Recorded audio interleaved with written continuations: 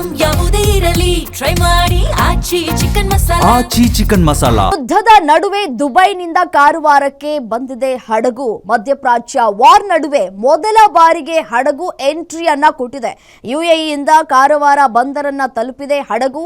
ಬಿಟುಮೇನ್ ಹೊತ್ತು ಕಾರವಾರಕ್ಕೆ ಬಂದಂತಹ Cheng X ಹಡಗು 3100 ಟನ್ ಕಚ್ಚಾ ಡಾಂಬರ್ ಅನ್ನ ತೆಗೆದುಕೊಂಡು ಬಂದಿದೆ ಚೆಂಗ್ ಎಕ್ಸ್ ಹಡಗು.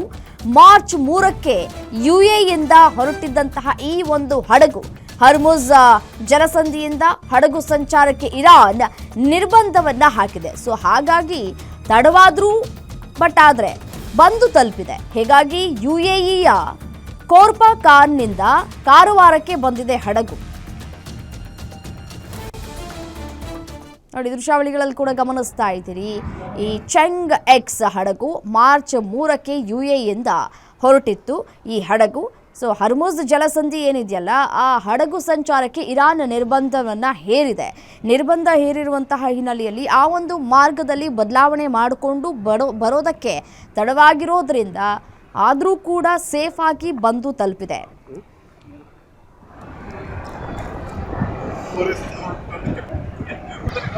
ಕರೆಕ್ಟಾಗಿ ಕಾಣೋದು, ದೂರದಿಂದ ಮಾಡಿದಷ್ಟು ಕರೆಕ್ಟಾಗಿ